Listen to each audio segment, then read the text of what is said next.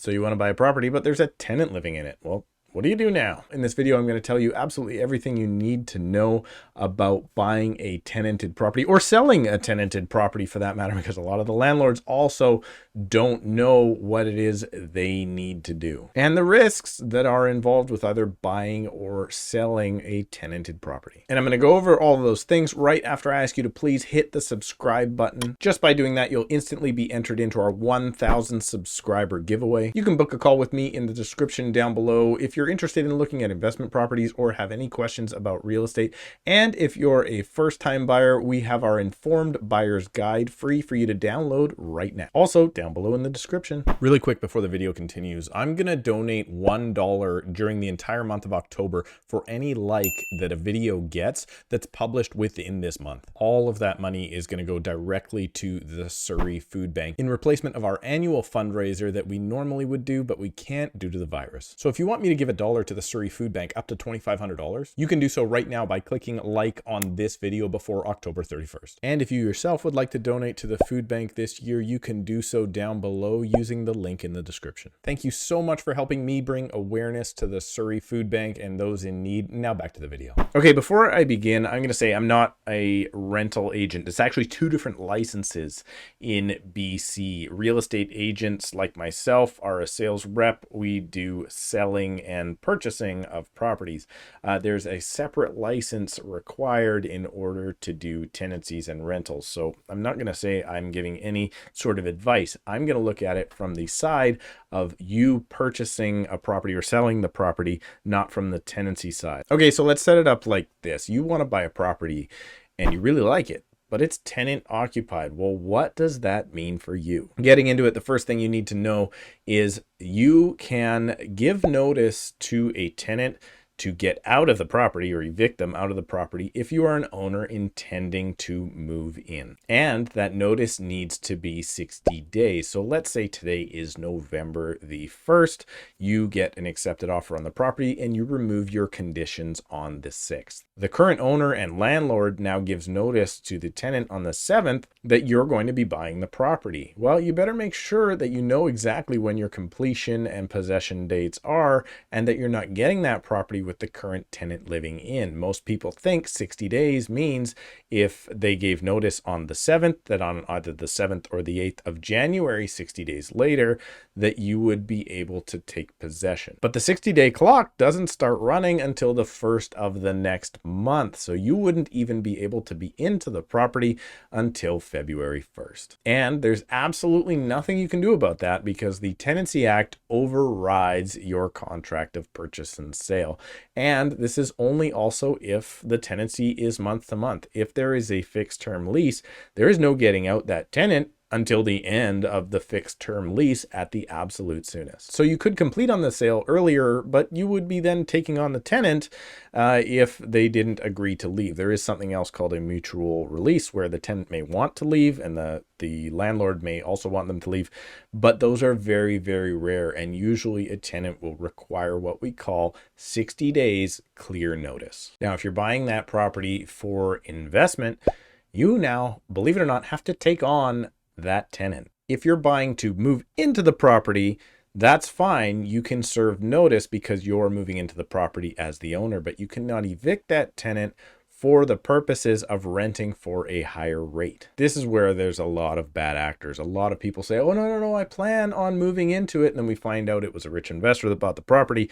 The rent wasn't enough. And then they just end up re-renting it for more money down the road. If those guys get caught doing that, the tenancy branch, man, the penalties right now are super, super stiff. So remember, you cannot evict a tenant unless you're moving into it yourself or you are putting in a family member. But family members are described very specifically. And a lot of people think, okay, yeah, I'm going to go ahead and put my family member in there.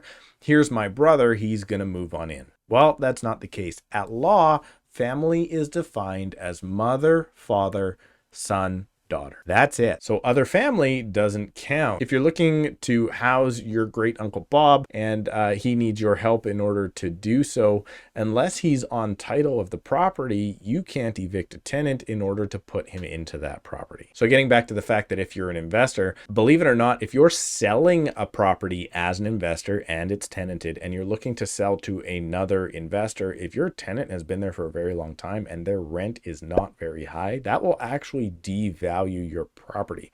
So there's a very good chance that if a renter is in place and you're a first-time buyer and that current renter isn't paying very much money, you might get a better deal because the other investors are not interested in that property because they can't get the tenant out. But if you intend to occupy, say as a first-time buyer, or somebody just intending to occupy the unit for themselves, you might actually get a better deal. But unfortunately, that deal will come with some downsides. For instance, in BC, we have something called a property condition disclosure statement, and that is something filled out by the owner of a property before they sell it. However, if the owner doesn't live in the property, they don't give you that form. So now there is more risk because you don't know as much about the property when you're writing your offer. It's totally normal. However, it is a risk that you're taking on by not having a disclosure written by the seller. So you must now rely a lot more on your inspection of the property than you normally would have, as it's now your only real way to find out what's going on with that property. Next, if you are buying a property for specifically investment purposes and there's currently a tenant inside